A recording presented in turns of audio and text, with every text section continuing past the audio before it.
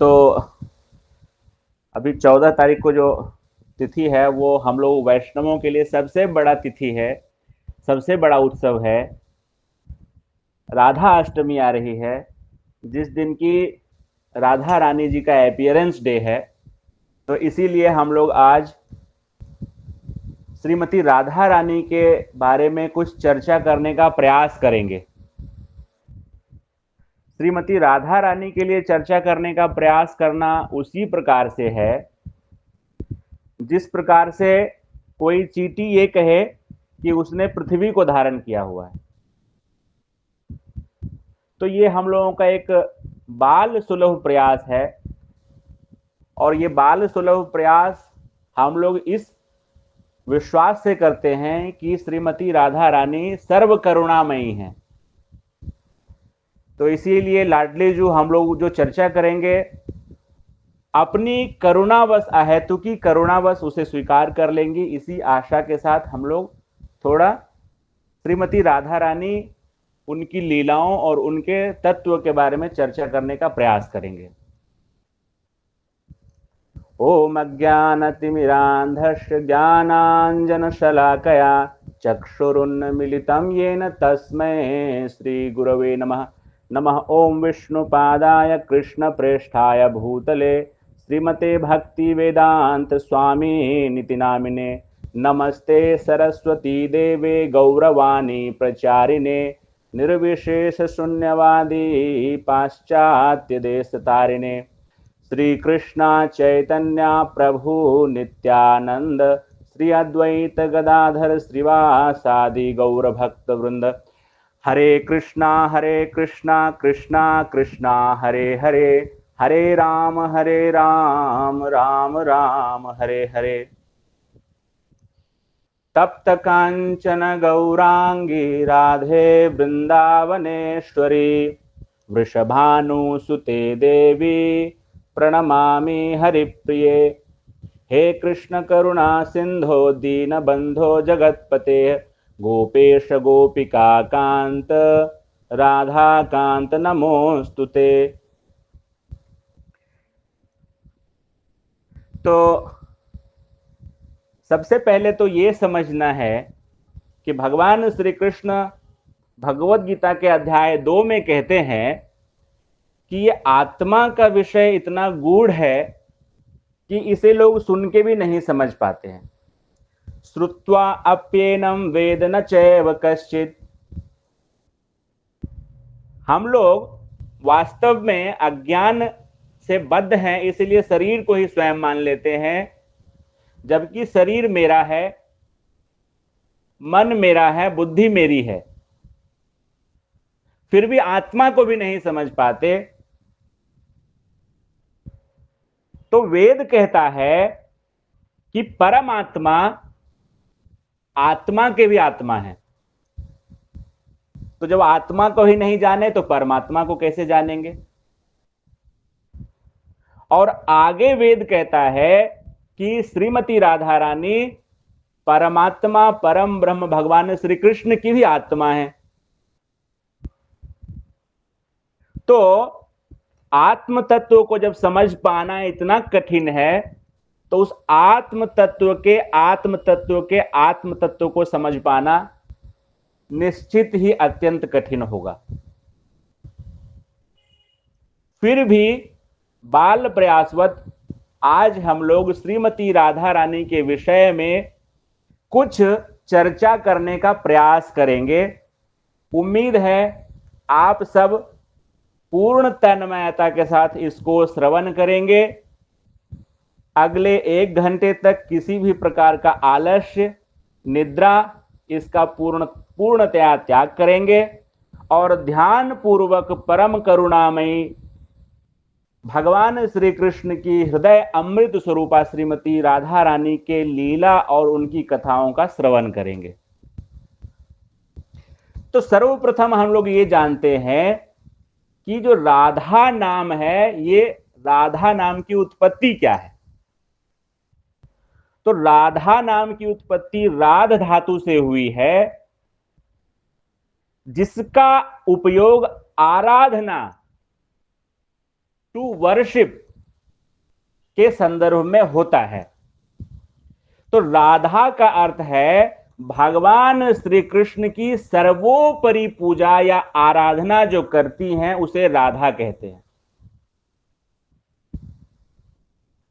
तो इसको जो है वेद ने और शास्त्रों ने दो प्रकार से परिभाषित करने का प्रयास किया है।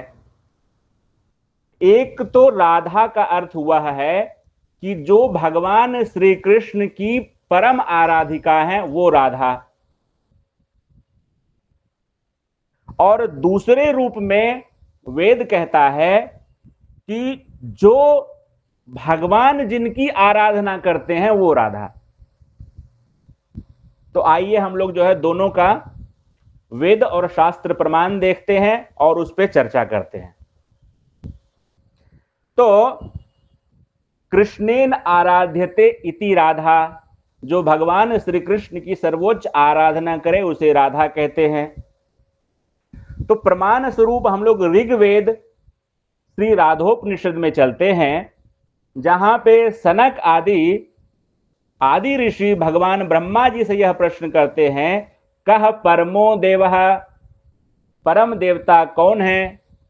तो ब्रह्मा जी कहते हैं उत्तर में, कृष्णो ह वै हरिः परमो देवाः, षड्विध ऐश्वर्य परिपूर्णो भगवान, गोप गोपी सेवयो वृंदावन आराधितो वृंदावनाधिनाथः, स एक एव ईश्वरः, तस्य हवै द्वय तनुः नारायणो अखिल ब्रह्मांडाधिपतिम्, एको अंशः प्रकृतेः प्राचीनो नित्यः, एवं ही तस्य शक्त्यः तु अनेकधः हल्लादिनी संधिनी ज्ञानेच्छा क्रियाद्या बहुविधाः शक्त्या, ताश्वाहल्लादिनी वरेयसी परमांतरंग भूता राधा, कृष्णेन आराध्यते इति राधा। तो यहां पे ब्रह्मा जी कह रहे हैं कि वृंदावन के अधिपति भगवान श्री कृष्ण ही परम देवता हैं, जो 6 प्रकार के ऐश्वर्य से परिपूर्ण हैं और पूर्ण भगवान हैं। जो वेद व्यास जी भी श्रीमद् भागवत महापुराण में स्पष्ट करते हैं कि कृष्णस्तु भगवान स्वयं, और चैतन्य चरितामृत में कहा गया है कि एकले ईश्वर कृष्ण आर सब भृत्य, यार यैछे न चाहे सब तैछे करे नृत्य। और स्वयं भगवान श्री कृष्ण भगवत गीता में क्या कहते हैं, मत्तः परतरम ना अन्यत किंचित अस्ति धनंजय, मयि सर्वम इदम प्रोत्तम सूत्रे मणिगणा इव। तो वही चीज ब्रह्मा जी यहां पे ऋग्वेद में कह रहे हैं कि गोप गोपियों से सेवित वृंदावन के नाथ एकमात्र ईश्वर हैं, और उनके एक अंश नारायण रूप से पूरे ब्रह्मांड का संचालन पालन पोषण करते हैं। और यही चीज भगवान श्री कृष्ण श्रीमद् भगवत गीता के 10वें अध्याय के 42वें श्लोक में कहते हैं अर्जुन से, अथवा बहुनैतेन किम ज्ञात्वेन तवा अर्जुन, विष्टभ्य अहम इदम कृत्सनम एकांशेन स्थितो जगत। हे अर्जुन, इस सारे विशद ज्ञान की क्या आवश्यकता है? मैं तो अपने एक अंश मात्र से संपूर्ण ब्रह्मांड में व्याप्त होकर इसको धारण करता हूं। तो श्रीमद् भगवत गीता को कैसा कहा गया? सर्ववेदमयी सर्वशास्त्रमयी। तो हम देख रहे हैं कि ऋग्वेद के सार रूप में भगवान श्री कृष्ण ने यहां बता दिया है कि मैं अपने एक अंश से संपूर्ण ब्रह्मांड को धारण करता हूं, और उस अंश का क्या नाम है? नारायण। तस्य हवै द्वैर तनुः नारायणो अखिल ब्रह्मांडाधिपति, एको अंशः प्रकृतेः प्राचीनो नित्य। और उस भगवान श्री कृष्ण की अनंत शक्तियां हैं जो हल्लादिनी संधिनी ज्ञान शक्ति क्रियाद्या इत्यादि नामों से प्रसिद्ध हैं।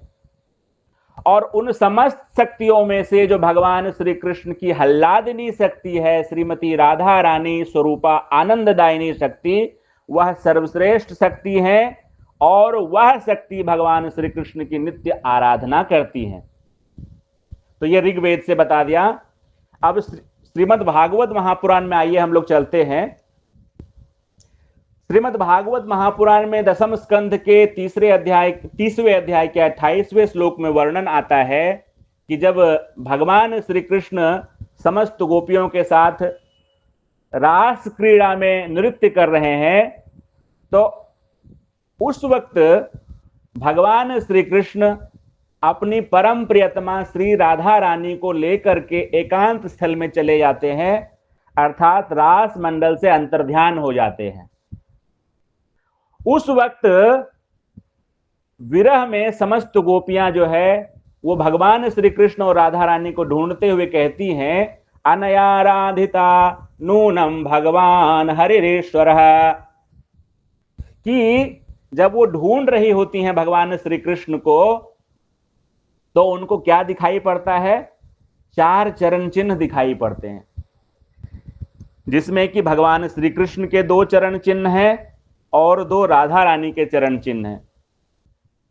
और जब ये गोपियां देखती हैं तो वो कहती हैं कि देखो, ये जो गोपी है, ये जो राधा है, अनयाराधितो नूनम भगवान हरिरेश्वर, इसने निश्चित रूप से हम सब से अच्छे ढंग से भगवान की आराधना की है, इसीलिए भगवान इनसे प्रसन्न है और वो भगवान श्री कृष्ण श्री हरि जो है हम सबों का त्याग करके और उन्हें अकेले एकांत स्थल पर लेकर के चले गए हैं। तो इस प्रकार से गोपियां भी इस बात को पुष्ट करती हैं कि श्रीमती राधा रानी भगवान की सर्वोच्च आराधिका है। तो ये पहला, कृष्णेन आराध्यते इति राधा। अब आते हैं दूसरा, भगवान श्री कृष्ण कहते हैं राधैव आराध्यते मया, जिनकी आराधना मैं करूं वो राधा। तो ब्रह्मांड पुराण में श्लोक आया है, राधा रस सुधा सिंधु राधा सौभाग्य मंजरी राधा ब्रजांगना मुख्या राधैव आराध्यते मया। मेरी प्रियतमा राधा जी दिव्य रस सुधा सागर एवं समस्त सौभाग्य की मूल कारण है और मैं नित्य उनकी आराधना करता हूं। तो भगवान श्री कृष्ण जो है सदैव 8 याम श्रीमती राधा रानी का चिंतन करते हैं, उनका नाम लेते हैं और गिर गिर करके उनकी वंदना करते हैं। तो एक बार कुंजवन में श्रीमती राधा रानी और भगवान श्री कृष्ण का मिलन हुआ और भगवान श्री कृष्ण अपनी प्रियतमा चिर संगिनी श्रीमती राधा रानी जी से कहते हैं कि हे मेरी प्राण वल्लभे, मुझे इस तीनों लोकों में आपसे प्रिय कोई नहीं है। यदि मैं आपके इस सुंदर कोटि चंद्र सुशीतल श्रीमुख का दर्शन नहीं कर लेता हूं तो मेरे हृदय में चैन नहीं पड़ता है। और बातों बातों में भगवान श्री कृष्ण कहते हैं कि हे कमल नयनी, आपका स्थान यशोदा माता से भी ऊपर है। तो जब राधा रानी ये बात सुनती हैं अपने श्याम सुंदर के श्रीमुख से, तो कहती हैं कि आपसे बड़ा झूठा तो कोई है नहीं, आपका तो नाम ही छलिया है और आप तो जो है मेरे सामने कुछ और बातें करते हैं और कोई और सखी मिल जाए तो कुछ और बात करते हैं।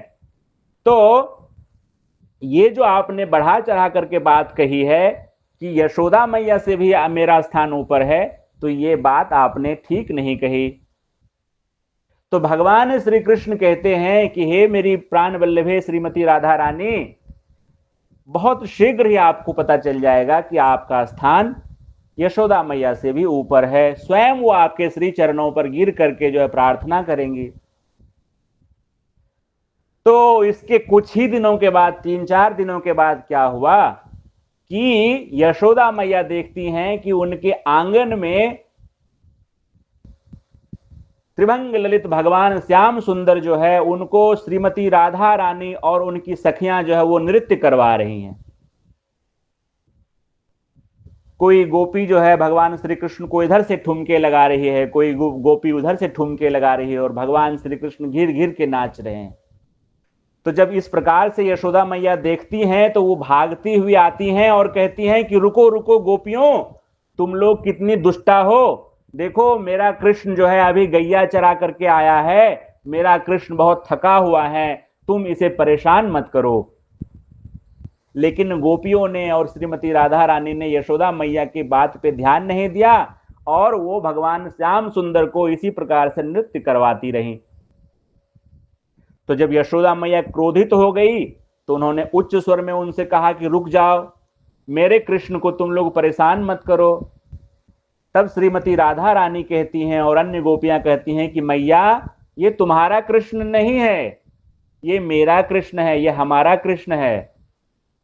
तो यशोदा मैया कहती है कि अरे ये क्या बात हुई कि ये मेरा कृष्ण नहीं है, ये तुम्हारा कृष्ण है। तो गोपियां कहती हैं कि देखो ये मेरा कृष्ण जो है यह इतना सुंदर है, इतना सुंदर है कि इसने कामदेव को भी मूर्छित कर दिया। इनके स्वरूप को देख करके कामदेव भी मूर्छित हो गए। तो यशोदा मैया कहती हैं कि जो है ये तो मेरा लाला है, ये मेरा छोरा है, कैसे तुम लोग कह रही हो कि ये तुम्हारा है। तो गोपियां कहती हैं कि आप अपने कमरे में जाओ और देख लो। तो यशोदा मैया जाती हैं तो वहां देखती हैं कि उनके कृष्ण जो है विश्राम कर रहे हैं, कमरे में लेटे हुए हैं। तो यशोदा मैया विस्मित हो जाती हैं कि ये क्या माजरा है, ये कैसा दो कृष्ण है। बाहर आती हैं, देखती हैं कि गोपियां कृष्ण को नचा रही हैं। अब तो यशोदा मैया को कुछ समझ में नहीं आए कि ये चक्कर क्या है। तब जो है यशोदा मैया गोपियों से पूछती हैं तो गोपियां कहती हैं कि हमारा कृष्ण श्रेष्ठ है, आपका कृष्ण जो है उसमें वो गुण नहीं है जो हमारे कृष्ण में है। तो यशोदा मैया कहती हैं कि क्या बात कहती हो, जब यह 6 दिन का था तो इसने पूतना का वध कर दिया, जब यह कुछ ही वर्षों का था तो इसने तृणावर्त का वध कर दिया, बकासुर का वध कर दिया, मैंने इसके मुख में ब्रह्मांड का दर्शन किया है। तुम ऐसे कैसे कह सकती हो कि तुम्हारा कृष्ण श्रेष्ठ है और मेरा कृष्ण जो है वह श्रेष्ठ नहीं है। तो गोपियां कहती हैं कि तुम्हारा कृष्ण नाच नहीं सकता है, मेरा कृष्ण नाच सकता है। तो यशोदा मैया कहती है नहीं नहीं, मेरा भी कृष्ण नाचेगा। तो गोपियां कहती है ठीक है, लिवा लाओ तुम अपने कन्हैया को। तो अब जो है आंगन में, यशोदा मैया के आंगन में 2-2 कन्हैया हो गए, 2-2 कृष्ण हो गए। और अब यशोदा मैया जो है उनको भय हो गया कि मैं पहचानूंगी कैसे कि इनमें से मेरा कौन है और गोपियों का कौन है। तो राधा रानी कहती हैं कि एक काम करें, मैं अपने कृष्ण के मस्तक पे तिलक लगा देती हूं, जिससे कि ये पता चल जाए कि मेरा कृष्ण कौन सा है। तो इस प्रकार से जब नृत्य स्पर्धा शुरू हो गई तो थोड़े देर नृत्य करने के बाद यशोदा मैया के कृष्ण राधा रानी के कृष्ण में समाविष्ट हो गए और अंतर्ध्यान हो गए। अब यशोदा मैया ने देखा कि मेरा कृष्ण कहां गया। तो यशोदा मैया तो विलाप करने लगी, रोने लगी कि मेरा कृष्ण कहां है, मेरा कृष्ण कहां है, मेरा कृष्ण कहां है। अब राधा रानी कहे कि मुझे क्या पता आपका कृष्ण कहां है। तो यशोदा मैया जो है रोने लगी और गिर गिर करके जो है श्रीमती राधा रानी के चरणों में प्रार्थना करने लगी कि मुझे मेरा कृष्ण वापस कर दो, मेरा तो बड़े मुश्किल से मुझे एक लाला हुआ है और मेरा लाला इतना प्यारा है, तीनों लोकों में उसके इतना सुंदर कोई नहीं है, मेरे लाला को वापस कर दो। जब इस प्रकार से यशोदा मैया श्रीमती राधा रानी के श्री चरणों में गिर करके प्रार्थना कर रही हैं तो राधा रानी को दया आ गई, क्योंकि राधा रानी करुणामयी है। उन्होंने कहा मैया तुम्हारा कृष्ण जो है वह अपने कमरे में सो रहा है, जाओ देख लो। तो जब यशोदा मैया अपने कमरे में जाती हैं तो देखती हैं कि भगवान श्री कृष्ण वहां पे सो रहे हैं, जैसे उन्हें कुछ पता ही ना हो। तो इस प्रकार से भगवान श्री कृष्णचंद्र ने इस वचन को सिद्ध किया कि हे राधिके, तीनों जगत में मुझे आपसे प्यारा कोई नहीं है और आपका स्थान श्रीमती यशोदा महारानी से भी ऊंचा है। तो यहां पे यह सिद्ध होता है कि भगवान श्री कृष्ण स्वयं भगवान श्रीमती राधा रानी की आराधना करते हैं। अब एक बात हम लोगों को सदैव स्मरण रखना चाहिए कि श्रीमती राधा रानी वह शक्ति हैं जो सदैव भगवान श्री कृष्ण को पूर्ण नियंत्रण में रखती हैं। श्रीमती राधा रानी के 25 गुण हैं जिसमें से कि 25वां गुण ये है कि जो सदैव भगवान श्री कृष्ण को अपने नियंत्रण में रखे, अपने अहेतुकी प्रेम से, अपने माधुर्य प्रेम से, उसका नाम है श्रीमती राधा।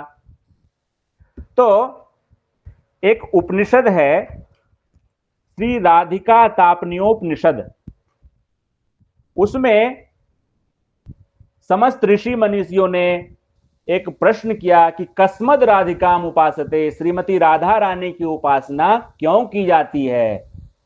तो वहां पे जो है श्रुतियों ने दिव्य रूप धर करके कहा, यशाह रेणुम पादयोर विश्वे भरता धरते मूर्धनि रहस्य प्रेमायुक्तः, यशाह अंके विलुंठन कृष्ण देवो गोलोकाख्यम नैव सो स्मरताम, समसा कमला शैलपुत्री तम राधिकाम शक्तिधात्री नमामः। वैदिक ऋचाएं कहती हैं, यशाह रेणुम पादयोर विश्वय भरता धरते मूर्धनि रहस्य प्रेमायुक्त, जिनके श्री चरणों के रज को विश्व भरता भगवान श्री कृष्ण बड़े प्रेम से अपने मस्तक पर धारण करते हैं और प्रेम में मग्न हो जाते हैं, और जिनके गोद में लोटपोट करते हुए अखिल ब्रह्मांडाधिपति गोलोकपति गोपीपति भगवान श्री कृष्ण अपने वैकुंठ से भी ऊंचे गोलोक धाम के ऐश्वर्य को भूल जाते हैं, ऐसी श्रीमती राधा रानी जो महालक्ष्मी को भी उत्पन्न करती हैं, अर्थात जिनकी अंश स्वरूपा महालक्ष्मी है, और जो शैल पुत्री अर्थात देवी दुर्गा की भी शक्ति की स्रोत हैं, ऐसे शक्तिधात्री को हम नमस्कार करते हैं। तो इस प्रकार से हमें समझना पड़ेगा कि श्रीमती राधा रानी वह प्रेम तत्व है, परात प्रेम है, वो सामान्य प्रेम नहीं है। जैसे हमने देखा कि इस भौतिक जगत में हम साधना करते हैं प्रेम की प्राप्ति करने के लिए, जो श्रद्धा से शुरू होती है और साधु संग भजन क्रिया अनर्थ निवृत्ति होते होते जो है वो प्रेम तक पहुंचती है। और जब जो कोई साधक प्रेम प्राप्त कर लेता है और जो भगवत धाम में प्रवेश करने का अधिकारी हो जाता है, वो प्रेम से शुरू करता है। आध्यात्मिक जगत में साधना प्रेम से शुरू होती है। गोलोक वृंदावन धाम के गेट पे एंट्री पे ही लिखा हुआ है कि नो प्रेम नो एंट्री। तो वहां पे जो है ज्ञानियों की, ध्यानियों की, कर्मियों की किसी की एंट्री नहीं है। जिनके जो है ना प्रेमांजन छुरित भक्ति विलोचनेन संतः सदैव हृदयेषु विलोकयांति, जिनके नयनों में प्रेम अंजन है वही श्याम सुंदर का दर्शन कर सकता है, वही भगवान की लीला में प्रवेश कर सकता है। तो यहां पे वेद कह रहा है कि जिनके गोद में लोटपोट होते हुए श्याम सुंदर अपने गोलोक के ऐश्वर्य को भूल जाते हैं, ऐसे श्रीमती राधिका को, जो महालक्ष्मी और दुर्गा देवी को भी शक्ति प्रदान करने वाली है, हम सादर नमस्कार करते हैं। तो एक बार क्या हुआ कि सारी गोपियों ने, सभी ब्रजांगनाओं ने मीटिंग किया कि ये नंद नंदन यशोदा नंदन कृष्ण बड़ा नटखट हो गया है, और ये जब हम जो है अपने मटके में दही और मक्खन लेकर के जाती हैं तो ये हमसे टैक्स मांगता है, और यदि हम टैक्स देने से मना करती हैं तो यह हमारे मटके को फोड़ देता है और हमारी दूध दही को बर्बाद कर देता है, बंदरों को खिला देता है, तो इसे सबक सिखाना चाहिए। तो क्या किया उन्होंने कि सबने मीटिंग करके और दान घाटी के पास हजारों की संख्या में गोपियों ने जो है वृक्षों के पीछे, कंदराओं में, गुफाओं में, सब जगह छुप करके और गुरिल्ला वार का उन्होंने स्ट्रेटजी तैयार किया कि अब आएगा नंद नंदन तो हम उसे बताएंगे कि क्या होता है टैक्स मांगना। तो इस प्रकार से जब वो जा रही थी और भगवान श्री कृष्ण अपने सखाओं के साथ, मधुमंगल, सुबल, अर्जुन, लवन सखा इत्यादि सखाओं के साथ वहां पे लाठी लेकर के पहुंच गए और उन्होंने अपना जो है टैक्स जब मांगा है गोपियों से, तो फिर भगवान श्री कृष्ण ने जब टैक्स मांगा है तो गोपियों ने इशारा किया और इशारा करते ही सारी गोपियां जो है वहां प्रकट हो गई और सबने जो है सभी सखाओं सहित भगवान श्री कृष्ण को पकड़ लिया और सबने जो है मन भर भर के गुलच्चे लगाए और सबने जो है अच्छे से पिटाई की। तो मधुमंगल जो है वो रोने लगे कि देखो मैं ब्राह्मण का लड़का हूं, मुझे मत पीटो, मुझे जाने दो, इसमें मेरी कोई गलती नहीं है, अरे गोपियों मुझे क्षमा कर दो, मुझे जाने दो, ये तो सब कृष्ण का किया कराया है, इसी ने हमें उकसाया था टैक्स मांगने के लिए। तो उस वक्त क्या करती हैं ये गोपियां जो है कि भगवान श्री कृष्ण को जो है उनके सारे वस्त्र का हरण कर लेती हैं और उनको जो है चुनरी पहना देती हैं, लहंगा पहना देती हैं और उनको पूरा गोपी का जो है चूड़ी पहना देती हैं और इस प्रकार से जो है हर प्रकार से उनको गोपी का वेश पहना करके और उनके सिर पे जो है दही का एक मटका दे देती हैं और कहती हैं कि अब चलो इसे लेकर के। और तो भगवान श्री कृष्ण जो है वो बिल्कुल डरे सहमे हुए से जो है वो गोपियों के गिरफ्त में थे, तो वो मटका लेकर के चल रहे हैं और ऊपर से जो है ललिता सखी एक पत्थर, एक कंकड़ी लेकर के उस मटके पे प्रहार करती है और वो मटका फूट जाता है और सारा दही जो है भगवान श्री कृष्ण के लहंगे पे, चुनरी पे बहता हुआ नीचे की तरफ आता है और वो बिल्कुल भीग जाते हैं और रोने लगते हैं। तो उस वक्त जो है गोपियां कहती हैं कि बताओ अब और टैक्स मांगोगे और शैतानी करोगे? तो उस वक्त भगवान श्री कृष्ण कहते हैं, राधे सर्वापराधम में क्षमस्व परमेश्वरी। हे श्रीमती राधा रानी, हे स्वामिनी, मेरे समस्त अपराधों को क्षमा करो, मैं ऐसा नहीं करूंगा। ब्रह्म वैवर्त पुराण में वर्णन आता है कि इस प्रकार से ये स्थान है राधिका का, ये स्थान है गोपियों का कि ये भगवान श्री कृष्ण जो हैं, जो परात्पर अखिलेश्वर परम ब्रह्म, जिनको पाने के लिए योगी जन, तपस्वी जन, ज्ञानी जन करोड़ों करोड़ों जन्मों तक तप करते हैं और उनके नख के प्रकाश का भी दर्शन नहीं कर पाते, वो भगवान श्री कृष्ण श्रीमती राधिका रानी के प्रेम में विह्वल होकर के और नृत्य करते हैं, उनसे क्षमा याचना करते हैं। बोलिए राधा रानी की जय। तो थोड़ा हम लोगों को राधा तत्व के बारे में जानना चाहिए। आजकल जो कलयुगी लोग हैं वो फिल्मी गाना बनाते हैं कि मधुवन में जो कोई कन्हैया से मिले तो राधा कैसे न जले। उनको राधा तत्व का कोई ज्ञान नहीं है और वो इस प्रकार से जो है बिना जाने और समझे जो है फिल्मी गाना बनाते हैं। चैतन्य चरितामृत में आया है, राधा पूर्ण शक्ति कृष्ण पूर्ण शक्तिमान, दुई वस्तु भेद नाही शास्त्रेर प्रमाण। कि राधा रानी क्या है? तो पूर्ण शक्ति हैं। पूर्ण शक्ति हैं किनकी? भगवान श्री कृष्ण की। भगवान श्री कृष्ण पूर्ण शक्तिमान है और राधा रानी उनकी पूर्ण शक्ति हैं और इन दोनों में कोई भेद नहीं है, ऐसा शास्त्रों का प्रमाण है। तो आप देखिए शास्त्र का प्रमाण, ऋग्वेद कहता है, एकम ज्योतिर्भुद्वेधा राधा माधव रूपकम। एक ही भगवान ने दो रूप धरा हुआ है, एक राधा और एक कृष्ण, एक ही है वो। ऐसा नहीं है कि भगवान श्री कृष्ण जो है वो भगवान है और कोई गोपिका है जिससे वो छुप करके मिलते हैं, कोई ग्वालिन है जो उनकी भक्ति करने के कारण यशस्वी हो गई है। ऐसा नहीं है। वेदों में पहले से वर्णित है कि एक ही भगवान ने अनादिकाल से दो रूप धारण किया हुआ है। और आगे ऋग्वेद कहता है, राधा माधवो देवो माधवेन एव राधिका, कि राधा ही माधव हैं और माधव ही राधा हैं। तो क्या अंतर है? कोई अंतर नहीं है। श्रील प्रभुपाद जी कहते हैं कि राधा रानी इज लेडी कृष्णा, भगवान श्री कृष्ण जो है वह स्त्री रूप में राधा रानी है। अब प्रश्न उठता है कि जब कोई भेद नहीं है तो दो रूप क्यों? तो यहां पे वेद कहता है येयम राधा यश्च कृष्णो रसाब्धिर देहेन एकः क्रीडनार्थम द्विधा भूत।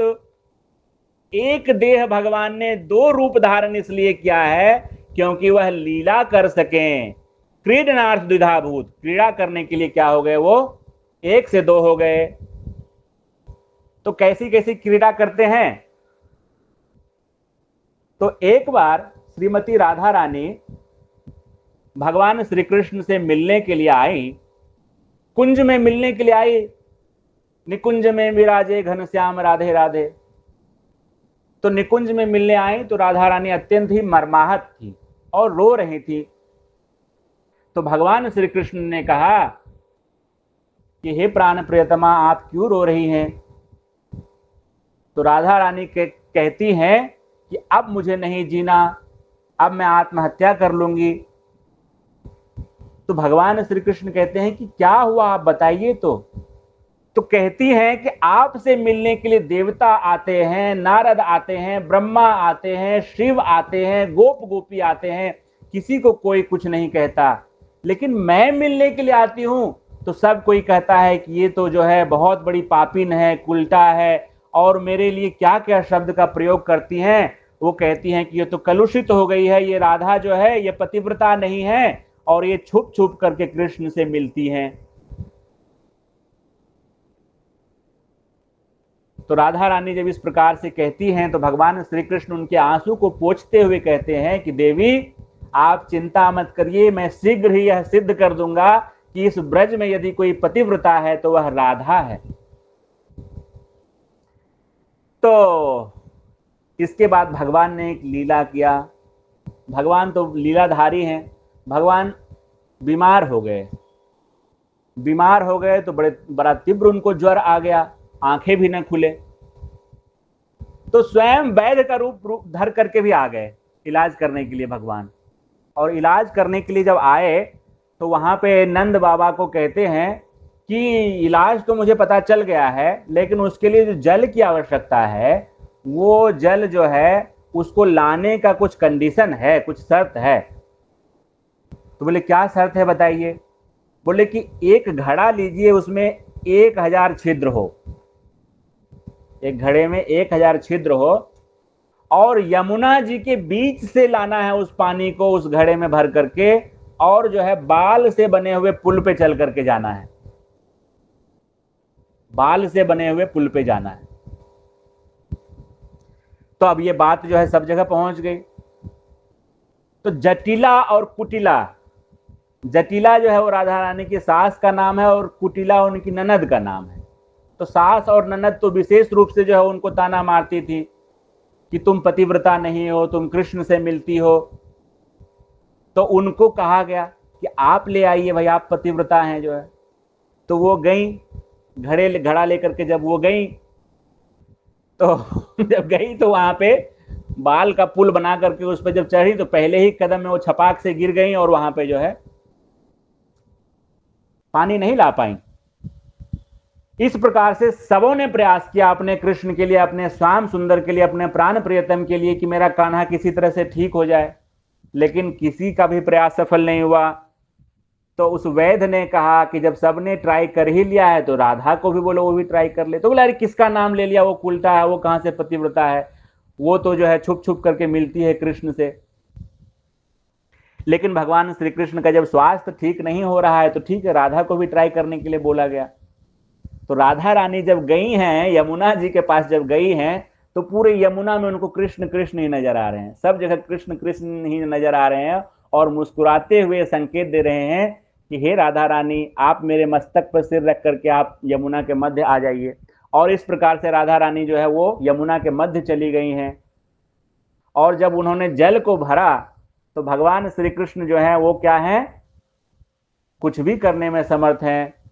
तो उन्होंने जो है 1000 उंगलियों से जो है सारे छिद्र को बंद कर दिया, और आराम से जो है राधा रानी पूरे घड़े में उस जल को भर करके ले आई, और भगवान श्री कृष्ण को जब उस जल से बने हुए औषधि से इलाज किया गया, उनका उपचार किया गया, तो वो तुरंत ही उन्होंने अपनी आंखें खोल दी और उठ करके खड़े हो गए।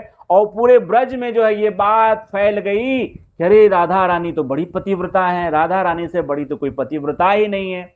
तो इस प्रकार से उन्होंने राधा रानी के शोक को दूर किया।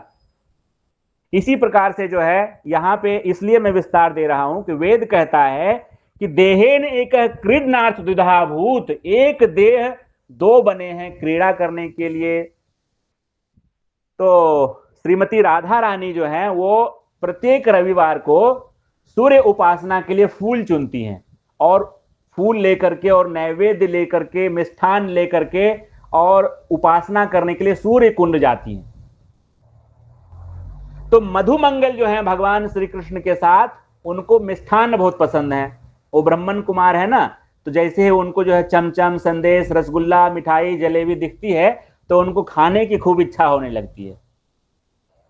तो रास्ते में जो है राधिका को रोक करके कहते हैं कि देखो राधिके, हम लोग गोप बालक हैं, यदि हमें थोड़ा बहुत अगर आप संदेश और गुलाब जामुन और आम्रखंड इस तरह से आप यदि हमें दे देंगी तो सूर्य देवता नाराज नहीं होंगे, बल्कि वो आपको आशीर्वाद देंगे कि आपने गोप बालकों का पेट भर दिया। तो राधा रानी कहते हैं चल हट भुक्खड़, हटो रास्ते से, हमें भगवान श्री सूर्य देव का पूजा करने के लिए जाना है। तो भगवान श्री कृष्ण कहते हैं कि मधुमंगल ये बात ऐसे नहीं बनेगी, जो है हमें कुछ करना पड़ेगा। तो भगवान श्री कृष्ण और मधुमंगल जो है दोनों विप्र का रूप धारण कर लेते हैं, पुजारी ब्राह्मण का रूप धारण कर लेते हैं और जटिला के सामने से गुजरते हैं। और इस प्रकार से जो वैदिक मंत्रों का उच्चारण करते हैं तो जटिला देखती है कि अरे ये तो बड़ा ही विद्वान ब्राह्मण है। तो उनसे विनती करती है कि क्या आप जो है हमारी बहू श्रीमती राधा रानी को आप सूर्य पूजा करवा देंगे आप लोग। तो भगवान तो यही चाहते ही थे जो है, तो बोले हाँ हाँ अवश्य, हम सूर्य पूजा करवा देंगे जो है। तो उन्होंने बुला लिया जो है कि ठीक है, आप अपनी बहू को भेज दीजिएगा सूर्य कुंड पे 12 बजे दिन में भेज दीजिएगा। अब सब गोपियां आ गई, अपना अपना रसगुल्ला, मिठाई, जितना ठेकुआ पूरी बनाते हैं सब लेकर के आ गई वहां पे जो है। और भगवान श्री कृष्ण और मधुमंगल ने जो है वो घुमा फिरा करके अपने ही मंत्र को जो है उन्होंने जो है बोल करके और पूजा करवाया। उसके बाद जो है दक्षिणा देने की बात आई तो जटिला ने जो है खूब सारा धन जो है ब्राह्मण कुमारों को देने का प्रयास किया। तो उन्होंने कहा कि देखिए हम लोग जो है बैरागी हैं और हम लोग धन तो नहीं लेते हैं, लेकिन भगवान श्री कृष्ण मधुमंगल की तरफ इशारा करके कहते हैं कि ये जो मेरा जो ब्राह्मण सखा है ये जो है इसको मिष्ठान बहुत पसंद है, तो इन्हें मिष्ठान दे दीजिए। तो इस प्रकार से जो है वो रसगुल्ला और जो भी था वो दिया। तो बहुत अच्छे अच्छे से जो है मधुमंगल जी सब कुछ ले लेते हैं और जो बालूशाही, खाजा जो भी था वो सब मांग मांग करके ले लेते हैं। तो जटिला जो है वो बहुत प्रसन्न हो जाते हैं कि ये तो अच्छे ब्राह्मण हमें मिले कि जो है किसी भी प्रकार का धन जो है, सोना चांदी कुछ भी दक्षिणा में नहीं ले रहे, केवल मिठाई ले रहे हैं। तो उन्होंने विनती किया कि आप जो है प्रत्येक रविवार को जो है हमें हमारा पूजा संपन्न करवा दीजिए। तो भगवान श्री कृष्ण तो यही चाहते थे, मधुमंगल यही चाहते थे कि प्रत्येक रविवार को उनको खाने के लिए जो इस प्रकार से व्यंजन मिला करेगा और किसी को शक भी नहीं होगा कि छुप छुप करके राधा रानी से मिल रहे हैं। तो इस प्रकार से परम ब्रह्म जो है आनंद लेते हैं, अपने ही दो स्वरूपों से जो है वो दिव्य आनंदमयी लीलाएं करते हैं और उस लीलाओं का जो है आस्वादन हम बद्ध जीवों को करवाते हैं कि जिससे हम इन लीला कथाओं को सुनकर के भी पूर्ण हो जाएं और भगवत प्राप्ति कर सकें। तो अब हम लोग जो है थोड़ी चर्चा कर लेते हैं किस किस प्रकार से श्रीमती राधा रानी का प्राकट्य हुआ है। तो रावल में गोप वृषभानु महाराज और उनकी पत्नी कीर्तिदा माता को संतान प्राप्त पुत्री की इच्छा थी और पुत्री प्राप्ति नहीं हो रही थी।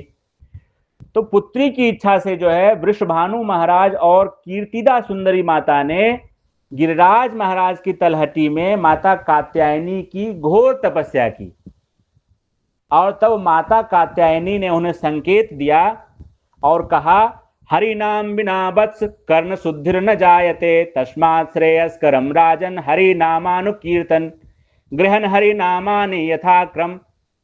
यथा क्रमम विदिन्ता, कि हे राजन, हे वृषभानु, बिना हरिनाम लिए जो है अंतःकरण की शुद्धि नहीं होती है, इसीलिए हरिनाम का कीर्तन करो और हरिनाम ग्रहण करो। तो इस प्रकार से जब कात्यायनी माता उन्हें हरिनाम जप करने के लिए कहती हैं, तो वृषभानु महाराज जो है यमुना नदी के तट पर कर्दम मुनि का आश्रम था, वहां जाते हैं और उनसे कहते हैं कि हे ऋषिवर, हमें हरिनाम प्रदान कीजिए, क्योंकि हरिनाम जब गुरु से लेकर के जपेंगे तभी उसका असली प्रभाव सामने आएगा। तो कर्दम मुनि कौन सा मंत्र देते हैं हरिनाम पता है? हरे कृष्णा कृष्णा कृष्णा हरे हरे, हरे राम राम राम हरे हरे। ये महामंत्र, हरे कृष्ण महामंत्र कर्दम मुनि देते हैं, जिसका वर्णन ब्रह्मांड पुराण में, सनत कुमार संहिता में और अनंत संहिता में है। और ये हरे कृष्ण महामंत्र जप करने से क्या हो गया कि वृषभानु महाराज एक दिन भाद्रपद महीने के अष्टमी तिथि को यमुना कुंड में, यमुना नदी में स्नान करने के लिए गए हैं। सुबह के 4 बज रहे हैं और उस वक्त उन्होंने देखा कि 1000 कमल से घिरे हुए एक सुंदर कमल पुष्प पे, जिसकी 1000 पंखुड़ियां हैं, उस पे एक दिव्य अति सुंदरी बालिका हाथ पैर फेंक रही है और लेटी हुई है। तो वृषभानु महाराज जी ने जब ये दृश्य देखा तो उनके पूरे शरीर में रोमांच हो गया और उनकी आंखों से अश्रु बहने लगे और उन्होंने उस पुत्री रत्न को प्राप्त किया। उनको ये संकेत हो गया था कि जो वो महामंत्र का जप कर रहे हैं, इस महामंत्र के प्रभाव से स्वयं श्रीमती राधा रानी जो आदि शक्ति हैं वो प्रकट हो गई हैं। तो इस प्रकार से वहां पे देवता लोग पुष्प वृष्टि करने लगे, वैदिक मंत्रोच्चार अपने आप उत्पन्न होने लगे, सारे प्रकार के वाद्य बजने लगे और वृषभानु महाराज जो है अपनी प्यारी पुत्री को, वृषभानु दुलारी श्रीमती राधा रानी को जो है सोने के पालकी में लेकर के और अपने महल में आते हैं। तो यहां पे एक छोटी सी लीला है कि जब भगवान श्री कृष्ण जो है वो इस धराधाम पे, इस पृथ्वी पे लीला करने के लिए आ रहे थे, तो उन्होंने राधा रानी से भी कहा कि राधा रानी, हम पृथ्वी पे चल रहे हैं और आप भी चलिए, लीला करने का समय आ गया है, पृथ्वी पे अवतार लेने का समय आ गया है। तो श्रीमती राधा रानी कहती हैं, यत्र वृंदावनम नास्ति न यत्र यमुना नदी, यत्र गोवर्धनो नास्ति तत्र मेना मन सुखम, कि हे मेरे प्राणनाथ, हे मेरे प्रिय गोविंद, जहां वृंदावनपुरी न हो, जहां यमुना नदी न हो और जहां गोवर्धन न हो, वहां मेरा मन नहीं लगेगा। तो भगवान श्री कृष्ण कहते हैं कि मैं आपको जाने से पहले मैं इन तीनों को वहां भेज देता हूं, ये, और आपका जो अवतरण होगा वह यमुना नदी में ही होगा। तो राधा रानी कहती हैं कि ठीक है स्वामी, जब आप कहते हैं तो मैं आऊंगी, लेकिन मैं वहां किसी का मुख नहीं देखना चाहती, मैं सबसे पहले आपका श्रीमुख देखना चाहती हूं। एक कमल नयन, सबसे पहले मैं आपके श्रीमुख को देखना चाहती हूं। तो इस प्रकार से जब राधा रानी प्रकट हुई तो उनकी जो नेत्र हैं वो बंद हैं, वह देख नहीं सकती हैं और वो ऐसा कुछ सुन नहीं सकती हैं, कुछ बोलती नहीं हैं। तो वृषभानु महाराज जो है उनको लगा कि जा, मेरी पुत्री जो है वो लगता है कि बहरी है, गूंगी है, अंधी है, देख नहीं सकती है। और इस बीच नारद जी जो है वो प्रत्येक घर में जा जा करके पूछते थे कि क्या आपके यहाँ कोई कन्या आई है क्या, क्योंकि उनको पता है कि भगवान श्री कृष्ण आए हैं तो उनके साथ श्रीमती राधा रानी कहीं ना कहीं आसपास तो आ ही गई होंगी। तो पूछते पूछते पूछते जो है वो रावल पहुंचते हैं और वृषभानु महाराज के यहाँ जाते हैं, तो वहां उनको पता चलता है कि यहाँ एक कन्या है, लेकिन संकोचवश वो दिखा नहीं रहे हैं, क्योंकि उनको लग रहा है कि मैं क्या दिखाऊं, वो तो जो है अंधी है, कुछ देख नहीं पाती है। लेकिन फिर उन्होंने मन में विचार किया कि क्या पता ये सिद्ध महात्मा है, हो सकता है इनके आशीर्वाद से देखने ही लगे।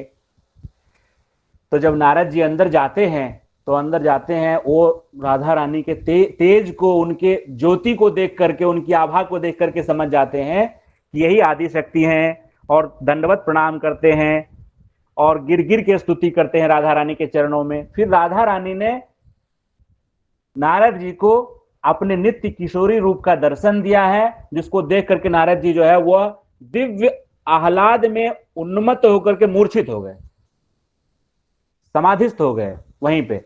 तो राधा रानी ने अपनी कृपा दे करके उनको पुनः बाहरी चेतना में लाया है।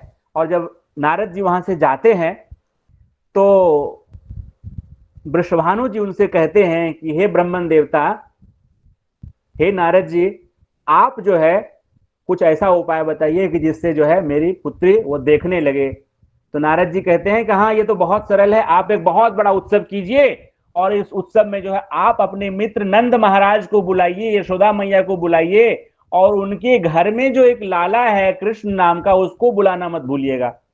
और ऐसा बोल करके नारद जी चले जाते हैं। तो इस प्रकार से जब बहुत बड़ा एक उत्सव रखते हैं वृषभानु महाराज, और उसमें नंद बाबा को बुलाया जाता है, यशोदा मैया को बुलाया जाता है, तो सब लोग आते हैं। तो यशोदा मैया जो है अपने गोद में लाला कृष्ण को लेकर के आती हैं, और जब लाला कृष्ण को लेकर के आती हैं तो जब अंदर प्रवेश करती हैं तो वहां लाली को देख करके, राधा रानी को देख करके, ठकुरानी को देख करके भगवान श्री कृष्ण को नीचे रख देती हैं और लाडली जी को अपने गोद में उठा करके प्यार करने लगती हैं। तो भगवान श्री कृष्ण जो है रोने लगते हैं, मानो ये संकेत कर रहे हो कि मुझे भी साथ साथ उठा लो, मुझे क्यों नीचे रख दिया।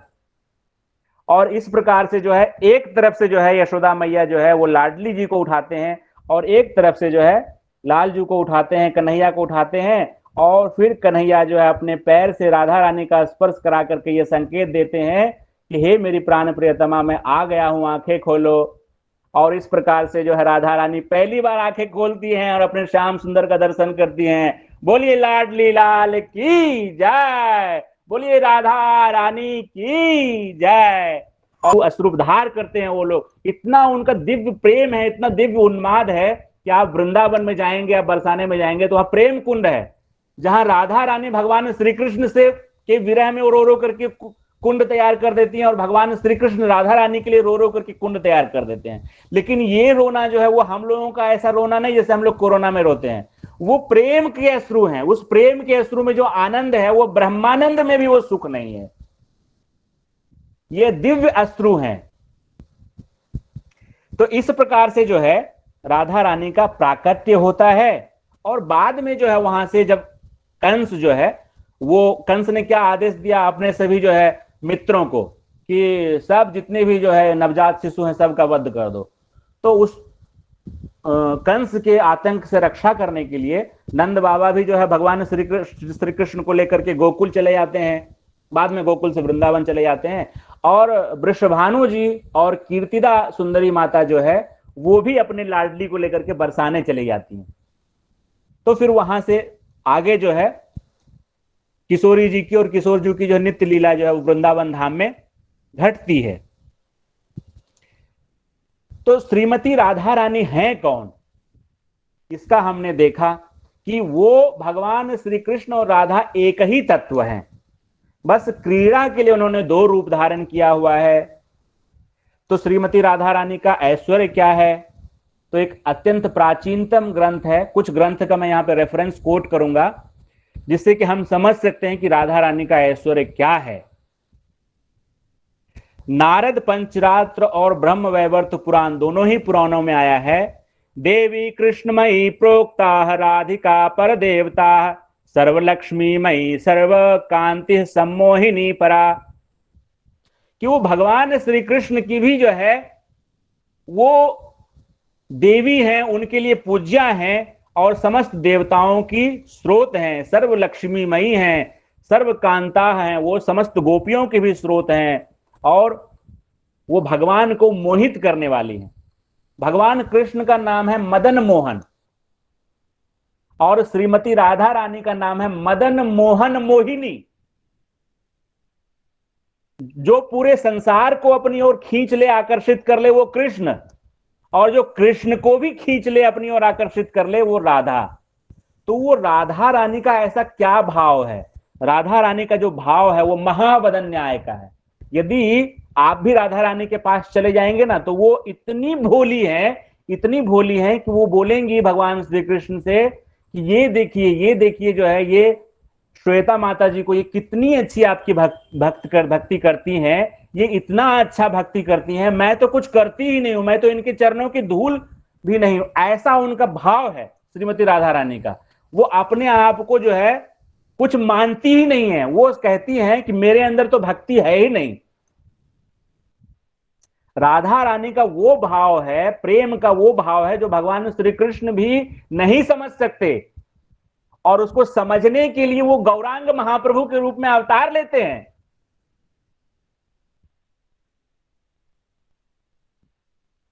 राधोपनिषद में कहा गया है, वृषभानु सुता देवी मूल प्रकृतेश्वरी, कि जो वृषभानु की जो बेटी है ना, यही तो मूल प्रकृति है और यही तो मूल स्वामिनी है।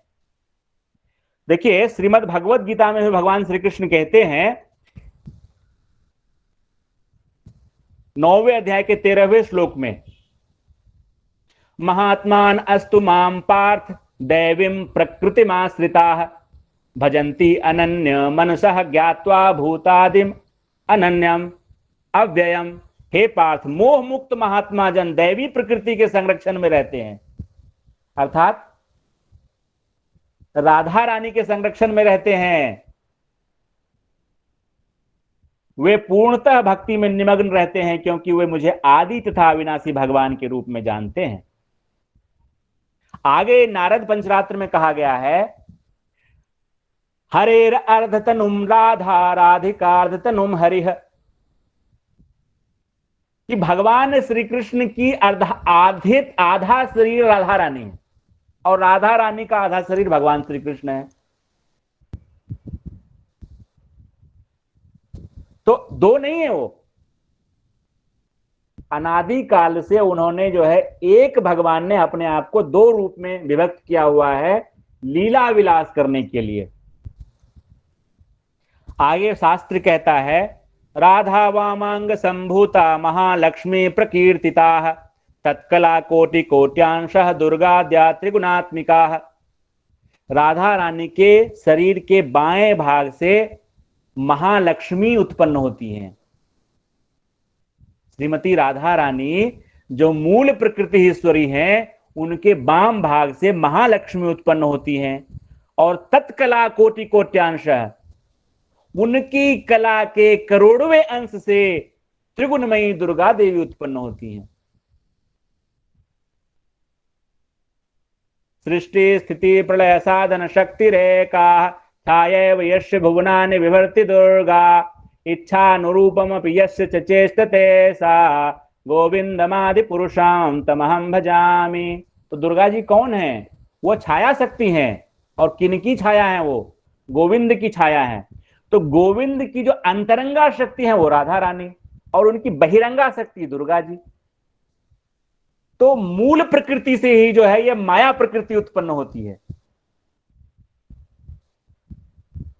आगे जो है देवी भागवत तो यहां तक कहता है कि राधा क्यों कहते हैं, राधा नाम का विश्लेषण करते हुए देवी भागवत में कहा गया है, रोंधनोति सकलान कामान तस्मात् राधेत इति कीर्तिताः।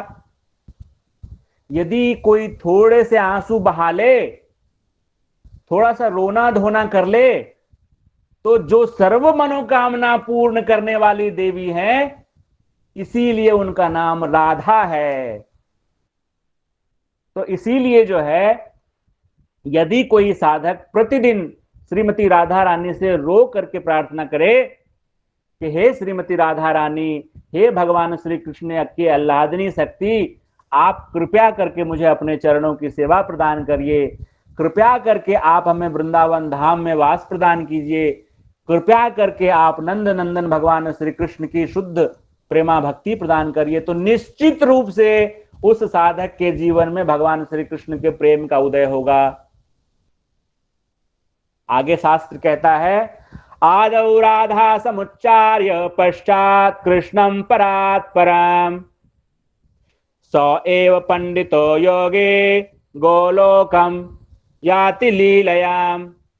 आदौ राधाम समुच्चार्थ, जो योगी सबसे पहले राधा नाम का उच्चारण करता है, पश्चात कृष्णम परात् परम, और राधा कहने के बाद परात् पर अखिलेश्वर भगवान श्री कृष्ण का नाम लेता है, सो एव पंडितो, वही पंडित है, वही योगी है।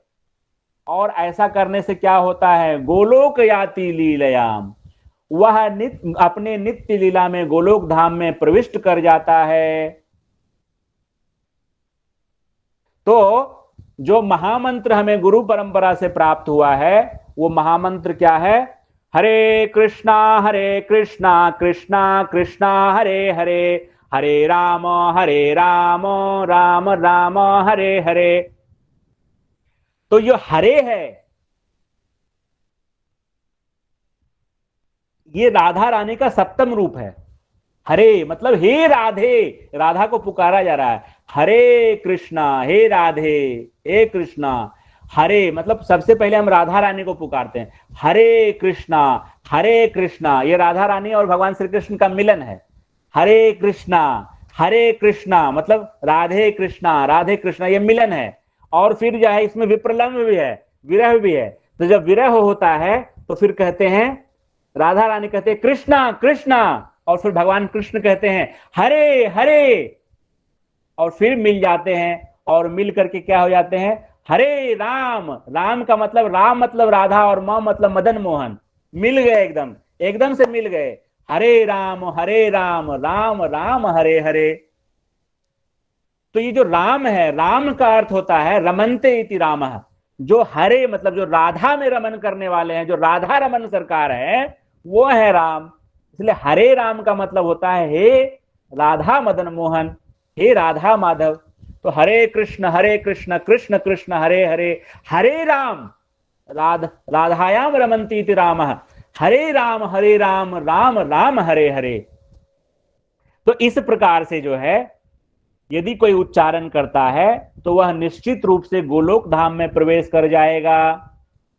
आगे श्री देवी भागवत में कहा गया है, कृष्ण अर्चनाधिकारो मतो राधा अर्चनम बिना।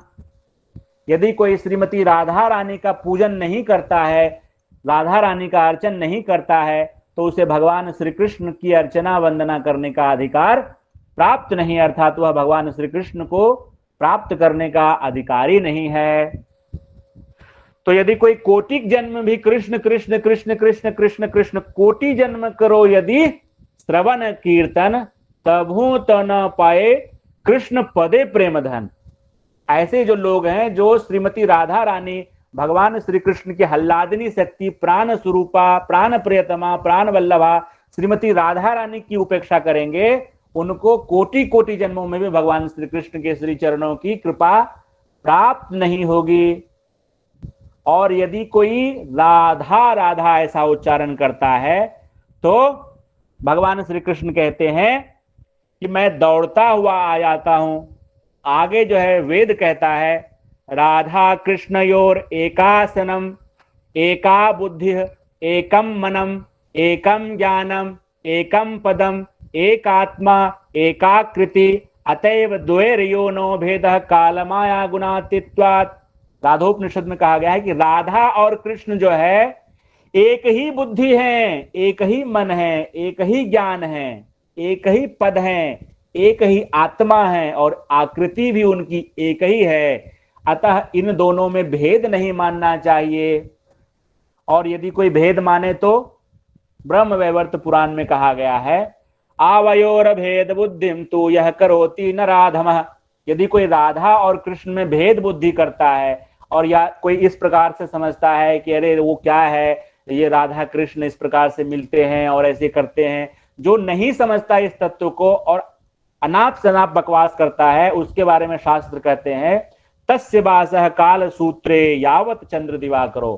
काल सूत्र नामक नरक में तब तक निवास करता है जब तक कि सूर्य और चंद्रमा बनी रहती है, अर्थात कल्प के अंत तक नरक भोगना पड़ता है। क्योंकि भगवान श्री कृष्ण और जो राधा रानी है वो मूल परम ब्रह्म ईश्वर के एक शक्तिमान, दो रूप में वो विद्यमान है। तो इसीलिए जो है आने वाली जो 14 तारीख जो परसों की तिथि है वह राधा अष्टमी है।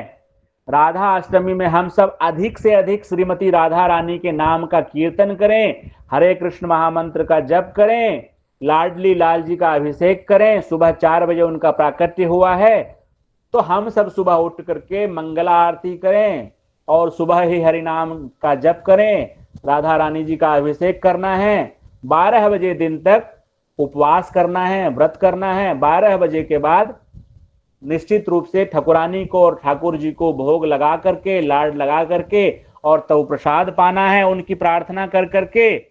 और इस प्रकार से यदि हम राधा रानी से प्रार्थना करेंगे तो हमें श्री वृंदावन बिहारी लाल जी के श्री चरणों में भक्ति निश्चित रूप से प्राप्त होगी। तो आइए हम लोग जो है थोड़ा श्रीमती राधा रानी के पवित्र नाम का कीर्तन कर लेते हैं। राधा रानी की जय, महारानी की जय,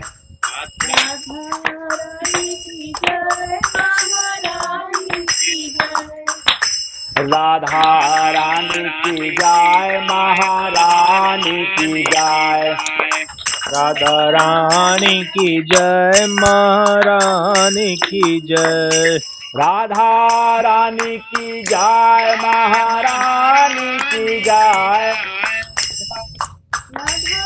राधा रानी की जय, महारानी की जय, राधा रानी की जय, महारानी की जय, राधा रानी की जय, महारानी की जय। बोलो बरसाने वाले की जय जय जय, बोलो बरसाने वाले की जय जय जय, बोलो बरसाने वाले की जय जय जय, राधा रानी की जय, महारानी की जय, राधा रानी की जय, महारानी की जय, बोलो बोलो बोलो बरसाने वाली की जय, बोलो भानु दुलाल की जय जय जय, भानु दुलाल की जय जय जय, वृषभानु दुलार की जय जय जय, वृषभानु दुलार की जय जय जय। राधे राधे राधे जय जय जय, राधे राधे राधे,